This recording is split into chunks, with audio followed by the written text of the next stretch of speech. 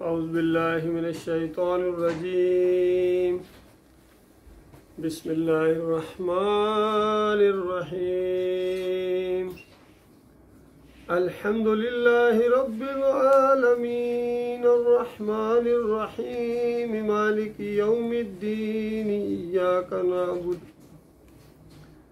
इय्याका नअबुदु व इय्याका नस्तईन। इहदिनस सिरातल मुस्तकीम सिरातल लज़ीना अनअमता अलैहिम गैरिल मग़दूबि अलैहिम वलद्दॉल्लीन।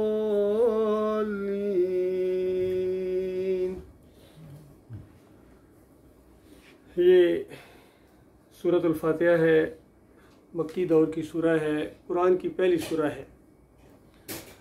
अल्लाह ताला ने इसको बंदों की अल्फाज में, बंदों की ज़ुबान में नाज़िल फरमाया है। ये एक दुआ है और बहुत ही प्यारी दुआ है, अल्लाह को महबूब तरीन दुआ है और बंदे के हक़ में सबसे बड़ी दुआ है। और इस दुआ के जवाब में गोया पूरा कुरान मजीद है। इस दुआ का जो जवाब अल्लाह ताला ने दिया है वो पूरा कुरान मजीद है आपके सामने। बंदा अल्लाह ताला से कोई चीज़ मांगता है और जो उसके लिए सबसे अहमियत की चीज़ है वो मांगता है, तो पूरा कुरान उसके सामने अल्लाह ताला खोल देता है कि मेरे बंदे जो चीज़ तूने मांगी है वो ये है। फिर इसके अंदर दो रास्ते बताए गए हैं। एक सीधा रास्ता है जिसे सिरात मुस्तकीम कहते हैं और एक तबई का रास्ता है। दोनों रास्ते खोल खोल के बयान किए गए हैं और बंदा अल्लाह ताला से ये मांगता है कि या अल्लाह मुझे सीधे रास्ते पर चलाना, क्योंकि सीधे रास्ता अगर कोई नहीं चला है तो वो कभी मंजिल को नहीं पा सकेगा। जिस मंजिल के ऊपर आपने जाना है रुख उधर होना ज़रूरी है, इरादा उधर होना ज़रूरी है, मकसद वहाँ पहुँचना ज़रूरी है। अगर किसी और तरफ आपने रुख कर दिया तो चाहे आपने स्पीड बढ़ा दी तो जो आपकी स्पीड बढ़ी है वो आपकी मंजिल से आपको दूर करेगी। और अगर मंजिल की तरफ रुख है तो चाहे स्पीड आस्ता भी हो गई है तो इंशाअल्लाह वहाँ एक दफ़ा ज़रूर पहुँचोगे। तो ये दो रास्ते बयान करती है। हदीस के अंदर आता है कि नबी अलैहिस्सलाम ने फरमाया कि अल्लाह ताला ने सूरह फातिहा को दो बराबर हिस्सों में तकसीम कर दिया है। मुस्लिम की रिवायत है ये। अबू हुरैरा रज़ियल्लाहु ताला अन्हु बयान करते हैं कि मैंने रसूलुल्लाह सल्लल्लाहु अलैहि वसल्लम को फरमाते सुना कि अल्लाह ताला फरमाता है कि मैंने इस सलात को, इस सूरह फातिहा को अपने और अपने बंदे के दरमियान आधा आधा तकसीम कर दिया है और मेरे बंदे के लिए वो है जो वो मांगेगा। यानी बिल्कुल आधा आधा, जिस तरह आपने देखा होगा एक तराजू होता है, ऊपर उसका एक मुठ सी होती है जिससे उसको पकड़ा जाता है और बराबर बराबर दोनों पलड़े होते हैं। तो गोया ये सूरा बराबर बराबर तकसीम की गई है।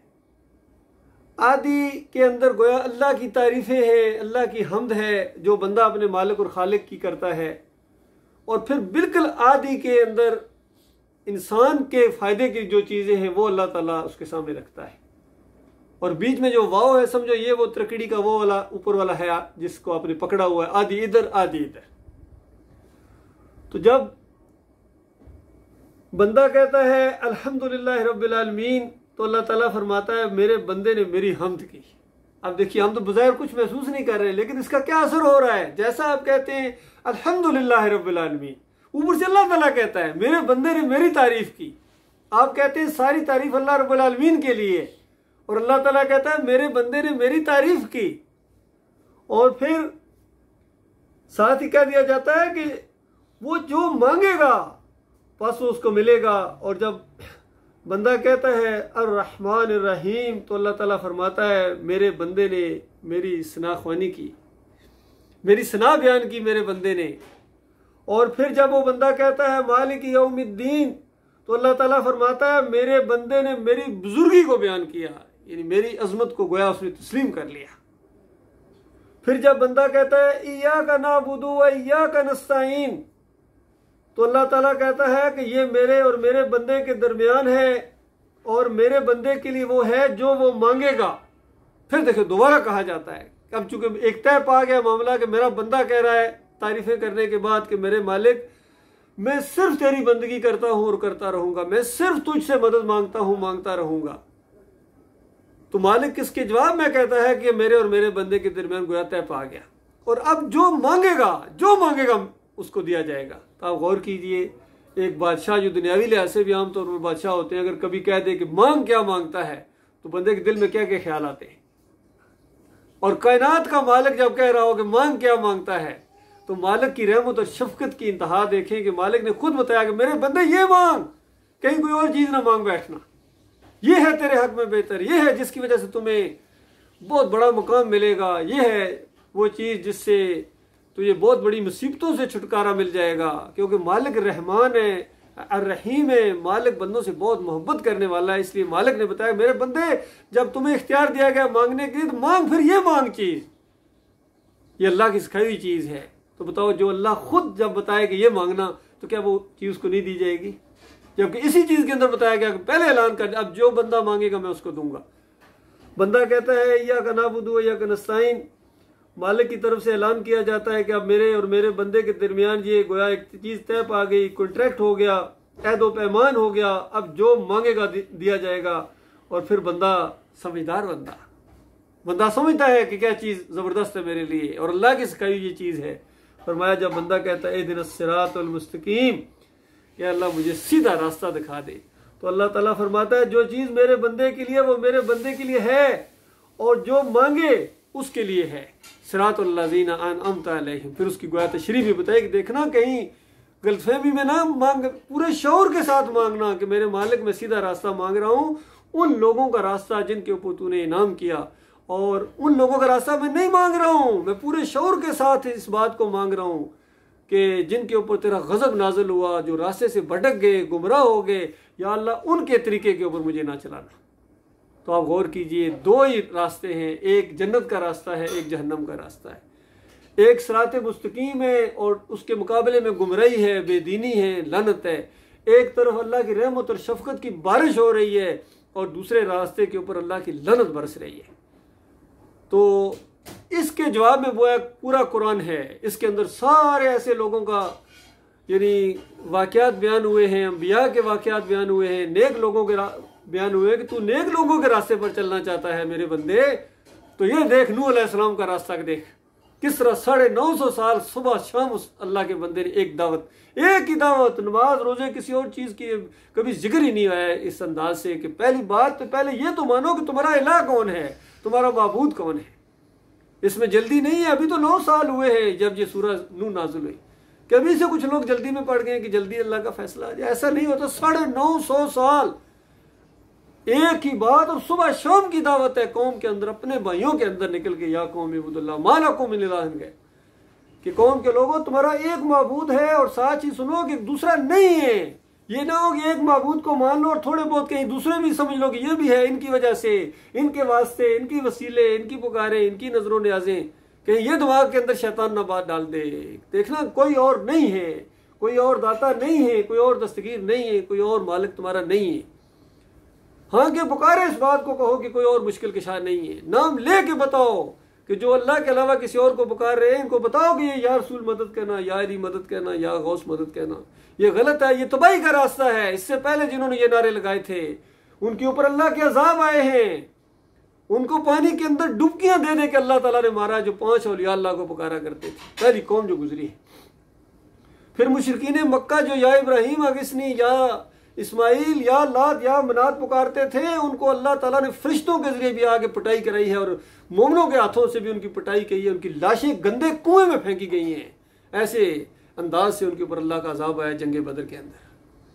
तो इस तरीके से ये तबाही का रास्ता है अल्लाह के बंदों, कौम के लोगों। आज हमारी पूरी कौम तबाही के रास्ते की तरफ दौड़े चले जाए। ये मुसलमान, बाकी दूसरों को क्या कहा जाए, वो हिंदू हैं, सिख हैं, वो यहूदी हैं, वो ईसाई हैं, वो तो जा ही रहे हैं। उन्हीं के बारे में तो कहा गया था कि लानतियों के रास्ते के ऊपर या अल्लाह ना चलाना, ये जिनके ऊपर अल्लाह की लानतें बरसी हैं, जो गुमराह हो गए, उनके रास्ते पर ना चलाना, ये दुआएं मांगी गई थी और फिर अमली तौर पर ये उसी रास्ते पर चल पड़े। जिस तरह नबी अलैहिस्सलाम ने फरमाया लान अल्लाह यहूद व नसारा इत्तखज़ू कुबूरुल अंबिया व सालिहीन मसाजिदा, अल्लाह की लानत है यहूदियों और ईसाइयों के ऊपर, इन्होंने अपने अंबिया की कब्रों को और सालिहीन की कब्रों को जाके इन्होंने इबादत गाह बनाया है, वहाँ जाके माथे टेके, वहाँ जाके इन्होंने सजदे किए हैं, वहाँ उर्स और मेले किए इन्होंने, वहाँ पुकारें लगाई हैं, वहाँ वास्ते वसीले दिए कि यहाँ मुकद्दस मकामात हैं। अंदाज़ा लगाई जहाँ शिर्क और कुफ्र होता है उसको ये हमारी कौम मुकद्दस मकामात कहती है।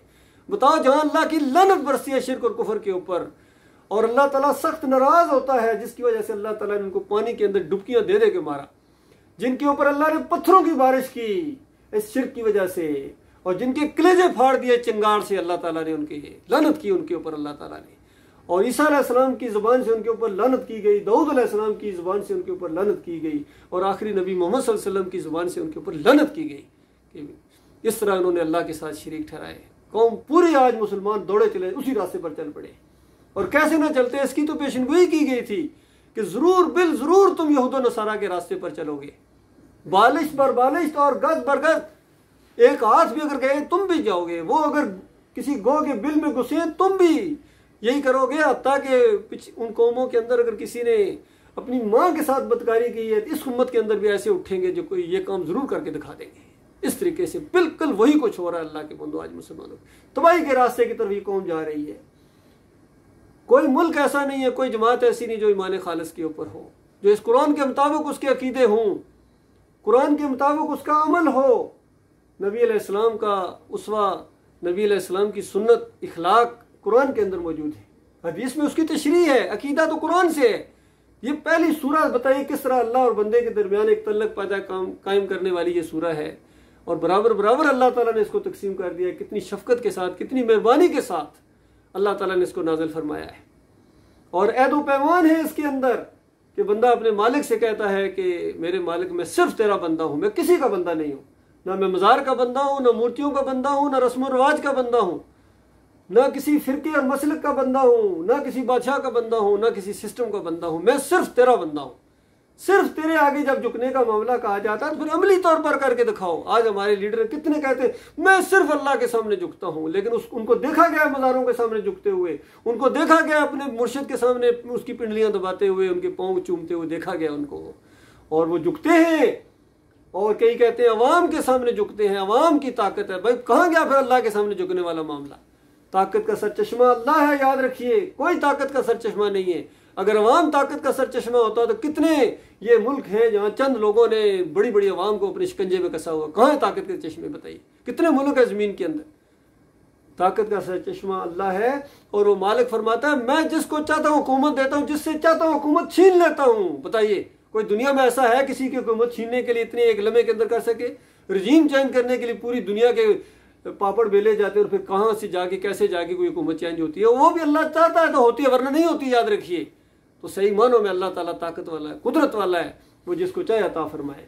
जिसको दी है उसको भी इम्तहान के लिए दी है, जिसको छीनी है उसको इम्तहान के लिए छीनी है। अल्लाह के बंदो, किसी को दे के आजमाया, किसी को ना दे के आजमाया, और अल्लाह ताला हर लम्हे अपने बंदों के ऊपर पूरी तरह देख रहा है। और इन सारे बदकिरदार लोगों को और बदमाशों को और इन फरेबकारों को अल्लाह ताला पूरी तरह निगाह में रखे हुए, इनको छोड़ने वाला वो नहीं है। ये ना समझें कि अल्लाह ताला भूल गया इनको पैदा करके, हर एक के ऊपर मालिक की निगाह है, हर एक की चोटी अल्लाह ने पकड़ी हुई है। ये इम्तहान के दौर से गुजर रहे हैं, और मालिक ने बता दिया है कि मालिक का फैसला है व क़ज़ा रब्बुका अल्ला ताबुदू इल्ला इय्याह, कि तुम्हारे रब का ये पहला और आखिरी फैसला है कि उसके अलावा किसी और की बंदगी नहीं होगी। ये असल मसला है अल्लाह के बंदो। अगर तुम अल्लाह के नहीं हो तो फिर तुम किसी के भी नहीं हो, ना तुम मुल्क के हो, ना कौम के हो, ना अपने हो, ना बीवी बच्चों के हो, तुम अल्लाह के जो नहीं हो। और अल्लाह की तरफ रुख करने वाले, अल्लाह के ऊपर ईमान लाने वाले, ये बचेंगे। बाकी सारे तबाही के अंदर हैं। कहीं अल्लाह ताला ने खोल खोल के बातें बयान की हैं, कहीं मुख्तसर अंदाज से ये बात बयान की है कि सारे अंबिया इसी एक रास्ते की तरफ रहनुमाई करने आए हैं, अनिअबुदुल्लाह वज्तनिबु त्तागूत, कि लोगों अल्लाह की बंदगी करो, और जो चीज़ भी अल्लाह की बंदगी के रास्ते में हायल है इसको बिल्कुल ठोकर के साथ, नफरत के साथ इससे बेजारी का ऐलान करो। ये तुम्हारा असल दुश्मन है, तागूत है। इसी तरीके से बताया गया कहीं सूरत अल-असर के अंदर, छोटी सी सूरह, इसके अंदर बताया गया कि तबाही और बर्बादी और खसारे से बचने का सिर्फ एक तरीका है, ईमान खालिस करो। इल्लल्लाज़ीना आमनू व अमिलुस्सालिहाति व तवासौ बिल हक़ व तवासौ बिस सब्र, कि सारे मारे गए, सारे तबाही के अंदर है, सारे बर्बादी के साथ दो चार होंगे, सिवाय उन लोगों के जिनको अल्लाह ताला ने ईमान खालस दिया है। उन्होंने ईमान खालस किया अपने मालिक और खालिक के ऊपर, वो तवक्कल करते हैं, भरोसा करते हैं, शिरक नहीं करते। शिरक जब आया तो ईमान ख़त्म है। तो ईमान खालस करने के बाद फिर उनके ऊपर सारे वामिलुस्सालिहात, नेक अमाल जितने हैं, जितने भी, चाहे ये अबादात के मामलात हों, ये सलात हो, 5 वक्त की सलात है, ये खालिस मोमिनों के ऊपर है, किसी और के ऊपर नहीं। इन्ना सलात कानत अलल मोमिनीना किताबम मौकूता, फरमाया ये सलात 5 वक्त की, ये सिर्फ मोमिनों के ऊपर है जो मानने वाले हैं। और कहीं ये भी चंद दिन बाद इंशाअल्लाह अगला जुम्मा रमज़ान मुबारक में अदा करेंगे। रमज़ान बिल्कुल सर के ऊपर, अल्लाह की रहमत और शफकत का महीना, अल्लाह की रहमत और शफकत के अंदर गोया एक तुग़यानी आ जाती है इस महीने के अंदर। अल्लाह के बंदों, ये मालिक का एहसान है, उसने ये बहाने रखे अपने मोमिन बंदों को नवाजने के लिए, उनके पिछले गुनाह माफ़ करने के लिए। अभी आपने खुतबे में वो हदीसें भी सुनी हैं। नबी अलैहि सलाम ने फरमाया कि मन सामा रमज़ान ईमान व एहतिसाब गुफ़िर लहू मा तक़द्दम मिन ज़ंबिही, जिसने रमज़ान के महीने के ये रोज़े रखे, सोम में रहा पूरा महीना, ईमान व एहतिसाब, कितना जोर दिया गया है, ईमान व एहतिसाब, ईमान उसका होना चाहिए, वाह एहतिसाब, और फिर कड़ी निगाह अपने ऊपर हो और सवाब की नीयत से और अजर लेने अपने मालिक और खालिक से, और अपना गुज़श्ता गुनाहों से माफ़ी मांगने का एक मौका उसको मिल गया, तो उसके पिछले सारे गुनाह माफ़ कर दिए जाते हैं। फिर बताया मन कामा रमज़ान, ये जो फालतू यानी नवाफिल पढ़े जाते हैं जिसको तरावी कहते हैं, जितनी जिसको तौफीक मिल गई, तो जिसने ईमान के साथ और अपना एहतसाब करते हुए, सवाब अजर की नीयत रखते हुए अपने मालिक और खालिक से, वो जिसने ये सलात पढ़ी, उसके पिछले तमाम गुनाह माफ़ कर दिए जाते हैं। वो बताइएगा और कितना मालिक मेहरबान है। और फिर फरमाया मन कामा लैलतुल कद्र, ये लैलतुल कद्र है, इसी महीने के आखिरी 10 रातों में से एक रात आने वाली है, ताक रातों में से, कि उसको कद्र वाली रात कहा गया। सूरह दुखान के अंदर उसको बरकत वाली रात कहा गया। ये जो 2 नंबर रात गुजरी है, शब मराज जिसको कहते हैं, शब बरात, शब बराज, शब मराज तो बिल्कुल ठीक है, लेकिन किसी को मालूम नहीं कब है। लेकिन ये जो शब बरात गुजरी है 15 शोबान को, ये 2 नंबर है, इसका लैलतुल कद्र से कोई तल्लुक नहीं है। लैलतुल मुबारका और लैलतुल कद्र एक ही रात को कहा गया है, और इसके अंदर ऐसे अल्लाह की रहमतों की बारिश होती है, खुसूसी तौर पर मलाइका आते हैं और जिब्रील अलैहिस्सलाम तशरीफ़ लाते हैं ज़मीन के ऊपर, अंदाज़ा लगाई। और जिसको ये तौफीक मिल गई, 1000 महीनों की रातों से ज़्यादा इसकी सवाब अजर उस बंदे ने कमा लिया, अंदाज़ा लगाइए। तो ये भी ईमान व एहतिसाब के साथ कहा गया। बताओ कहाँ लेके जाओगे इन बातों को? कहते हैं वही बात बार बार बार, भाई इसके अलावा बात क्या है? ईमान दुरुस्त करो तब तुम्हारे ये रोजे कबूल होने वाले हैं, तब तुम्हारी तरावियाँ कबूल, तब तुम्हारे जुमा कबूल होगा, तब तुम्हारा उम्रा कबूल होगा, हज कबूल होगा, सब कुछ तब कबूल होगा। तुम्हारे ईमान के अंदर बाल बराबर कोई लचक नहीं होनी चाहिए। और फिर वतवासौ बिल हक, इस हक बात की तबलीग करो। ये जो हक है, कुरान हक है, अल्लाह की किताब, ये हब्लुल्लाह है, ये अल्लाह की रस्सी है, ये दीन है पूरा, और इसकी तबलीग करो। आज जमातों के नाम तबलीगी जमात पढ़ गए, तबलीगी जमात, तबलीगी जमात। भाई क्या तबलीग कर रहे हो? तबलीग कर रहे हैं जी, कब्र से मुर्दे ने हाथ निकाल के शरफियों की थैली पकड़ा दी, कब्र से हाथ निकाले हैं और उसने रोटी का एक टुकड़ा पकड़ा दिया और कब्र से हाथ निकाल के हजरत ने मुर्दे को जिंदा कर दिया। फिर कब्रों से फैज़ हासिल होता है और कब्र वाले के वसीले से दुआ मांगो तो कबूल होती है। सारी कौम को इस शिर्क और कुफर के साथ लगाने के बाद फिर कहते हैं तबलीग करो। कोई जहाद के लिए दौड़ा जा रहा है, कोई मुल्क को फिर दोबारा बनाने के चक्कर में नया पाकिस्तान बना देंगे, और फिर हकीकी आज़ादी के ख्वाब दिखा के नारे, सारे मुशरिकाना नारे लगा रहे हैं इसके लिए। और इन नारों के साथ फिर कहते हैं अल्लाह अपने हबीब के सदके ये मुश्किलात को, और इसी वजह से तो तुम्हारे ऊपर मुश्किलात हैं, अल्लाह को गाली देने की वजह से, शिर्क की वजह से तुम्हारी पूरी दुर्गत बनी हुई है, तुम्हारी कोई इज्जत पूरी दुनिया के अंदर नहीं है। और जहां भी जितनी तुम्हारी तादाद देखो, हर जगह तुम्हें ज़लील ख्वार किया जा रहा है, तुम्हारे अपने तुम्हें मारे, दोनों तरफ से कलमा पढ़ने वाले हैं और दोनों तरफ से नारा हैदरी या अली मदद गा के एक दूसरे के ऊपर हमला करते हैं। इधर वाला मरेगा वो जहन्नम में आंख खोलेगा, उधर वाला मरेगा वो जहन्नम में आंख खोलेगा। अल्लाह के बंदो, ये खैर खोई है कौम के साथ, ये तुमने खैर खोई की है कि किस तरह इक़्तिदार की जंग के अंदर इनको आपस में लड़ा दिया। ये असल में अल्लाह का अज़ाब है। सूरह अल-अनाम के अंदर इसका जिक्र आया है। अल्लाह ताला जहां आसमान से पत्थरों की बारिश की है कौमों के ऊपर, ज़मीन के अंदर से अजाब लाया कई दफ़ा, उस तरह अल्लाह का अजाब का ये एक अंदाज है कि कौमों को फ़िरकों के अंदर बांटता है, जमातों के अंदर बांटता है और फिर लड़वाता है आपस में। एक की लाठी दूसरे के सर के ऊपर, कभी उसका सर खोलती है, कभी उसको मार पड़ती है, ज़ख्मी होते हैं। और फिर जेलों में जाते हैं, एक दूसरे को मारते हैं। ये अल्लाह के अजाब की शक्लों में से एक शक्ल है जो आज मुसलमानों के ऊपर आ रही है, खासकर पाकिस्तान के अंदर हर जगह यही अजाब इनके ऊपर मुसल्लत है। और ये इनके शिर्क की वजह से है, कुफर की वजह से है। और तुम कोई नए नहीं हो, इससे पहले यही कुछ हुआ है। अल्लाह के बंदो, कुल सीरू फिल अर्ज़ फंज़ुरू कैफ़ कान आक़िबतुल लज़ीना मिन क़ब्ल कान अक्सरुहुम मुशरिकीन। मालिक फरमाता है पहले भी हमने यही किया है। वो भी तो आदम के बच्चे थे, वो भी अल्लाह की मखलूक थे, अल्लाह के बंदे थे। उनको अल्लाह ने क्यों मारा है? और जिस वजह से उनको मारा है उसी वजह से तुम्हारे ऊपर फूल बरसाए जाएंगे। तुम्हारा दिमाग नहीं काम करता है? तो ये मामला अल्लाह के बंदों, कितना फरेब दिया जा रहा है इस कौम को, बार बार इसको फरेब दिया जा रहा है। और ऐसे ये जानवर हैं, फरेब के अंदर फिर आ जाते हैं, बार बार इनको उसी जाल के अंदर फिर फंसाया जाता है, फिर फंसते हैं, फिर उसके अंदर तड़पते हैं और फिर उनकी बातों में आ जाते हैं। और फिर 40-50 साल बाद पता चलता है वो आज़ादी तो मिली ही कोई नहीं थी। बताइए, 75 साल बाद पता चला कि आज़ादी तो मिली ही कोई नहीं थी, तो हम तो गुलामों के गुलाम बना दिए गए थे। तो अब जिस रास्ते पर ये चले, फिर इसके बाद इनको कुछ अरसे बाद यही कुछ फिर बताया जाएगा। अगली नस्ल जो आएगी वो कहेगा वो हकीकी आज़ादी तो मिली ही कोई नहीं थी। अब मैं तुम्हें दिला रहा हूँ, किसी नए फ्रेम के साथ आ जाएगा, कौम फिर पीछे दौड़ पड़ेगी।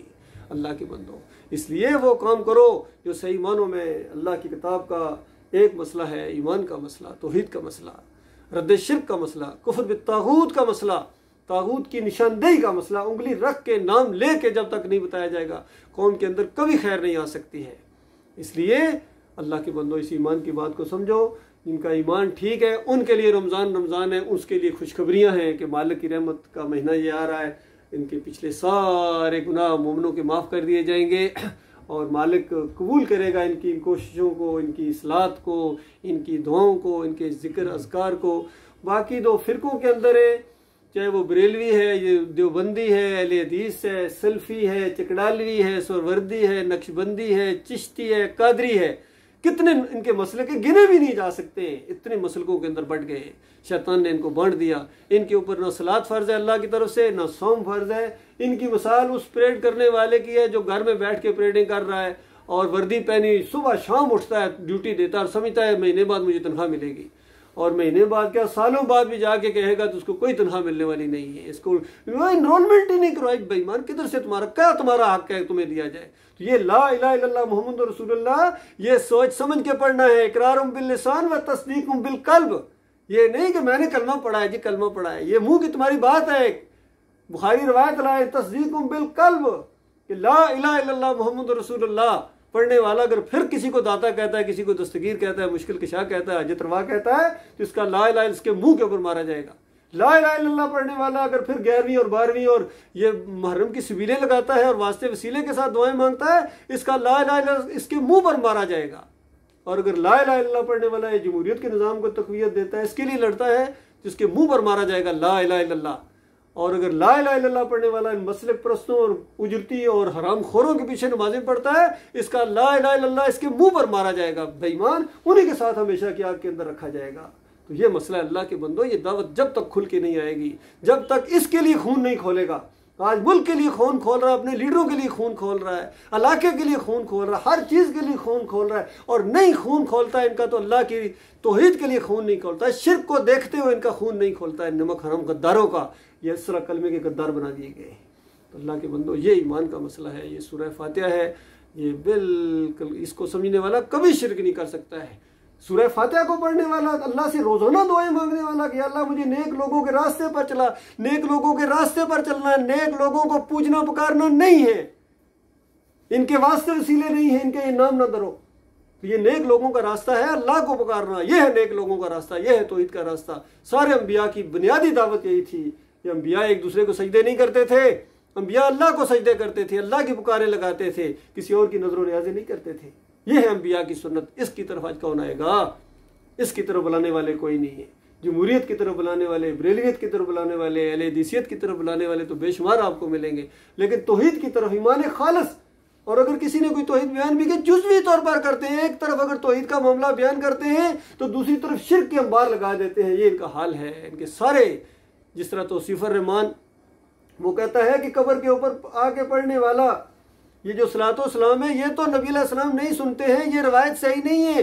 लेकिन वो वाली रवायत जो दूर से फरिश्ते पहुंचाते हैं, वो तो कहता है ऐन ईमान है। तो बताइए, एक शिर्क का रद्द करके दूसरे शिर्क को बयान कर रहा है। ये हुआ है इनके साथ। इसी तरह सियासी लोग भी कहते हैं मैं अल्लाह के साथ किसी के सामने नहीं झुकता हूँ, किसी बड़ी ताकत के सामने नहीं झुकता हूँ, तो वहां झुकने का इनकार, और मज़ार के सामने खुद झुकते हैं, कौम भी झुकाते हैं। तो कुछ इसको कहा जाता है फतुमिनूना बिबादिल किताब व तकफुरूना बिबाद, क्या किताब के कुछ हिस्से को मानते हो और कुछ हिस्से को नहीं मानते हो, तो बताओ ऐसे लोगों की क्या सजा हो सकती है। मालिक खुद इनकी सजा तजवीज़ फरमाता है कि ऐसों की सजा है कि दुनिया की जिंदगी में जिल्लत और आखिरत में अशद अज़ाब। तो देखो अल्लाह का वादा किस तरह पूरा हो रहा है। दुनिया में जिल्लत मिल रही है या नहीं मिल रही है, दुनिया में जिल्लत मिल रही है या नहीं मिल रही है, अपनी आंखों से देख रहे हो। ये इसी वजह से है कि किताब के कुछ हिस्से को मानते हो और कुछ हिस्से को नहीं मानते हो। अल्लाह के बंदो पूरे के पूरे मानो, इस्लाम के अंदर दाखिल हो जाओ, ईमान ठीक करो, अमले साले करो, और उसके बाद तबलीग करो और इस रास्ते में जम जाओ। इस रास्ते में सोटियाँ पड़े, जेलों में ठोसा जाए, इस रास्ते में मौत आए, फिर मरने का भी मज़ा आएगा इंशाअल्लाह। बाकी ये जो दुनिया की खातर मर रहे हैं, फिरकों की वजह से, जमहूरियत की वजह से मर रहे हैं, इधर जान निकली उधर आग चलेगी, उधर से लानतें भेजना शुरू कर देंगे क़यामत तक। और क़यामत के बाद वो मंजर जो जहन्नम की आग के अंदर लगने वाले इनको लीडरों के साथ वहाँ बंद कर दिया जाए, ठूंस दिया जाए, उस वक्त कहना हमारे हजरत को, उस हजरत के ऊपर लानतें भेजोगे। वो सब कुछ अल्लाह ताला ने इसी कुरान के अंदर लिख दिया है। जब आप कहेंगे ना मुझे सीधे रास्ते पर चला, तो सीधे रास्ते पर चलने वालों का अंदाज ये होता है, ये नहीं कि अपने बड़े जो शिर्क और कुफर के ऊपर मरे हैं उनको फिर उनके ऊपर लानतें भेजनी पड़ेंगी आपको। इस कुरान के अंदर लिखी हुई है कि ऐसे जिन्होंने ये राह दिखाई है, इनके ऊपर कभी कहेंगे या अल्लाह इनको दोहरा अज़ाब दे, कभी कहेंगे बड़ी लानत भेज, कभी कहेंगे अगर तुम ना होते तो मोमिन होते। आज कहते हैं हमारे हजरत को कुछ ना कहना, हमारे बुजुर्गों को कहते हैं छोड़ते ही नहीं, छोड़े कैसे, इन्होंने अल्लाह की किताब को जुटला कर मरे हैं और अल्लाह के खिलाफ अकीदे और फतवे दे के मरे हैं, अवाम को आज अपना बंदा बना लिया। तो बताओ ये मसला है अल्लाह के बंदो। अल्लाह ताला गौर व फिक्र करने और अपने ईमान को दुरुस्त करने और रमज़ान मुबारक के इस मुबारक महीने से पूरा फ़ायदा उठाने की तौफीक अता फरमाए।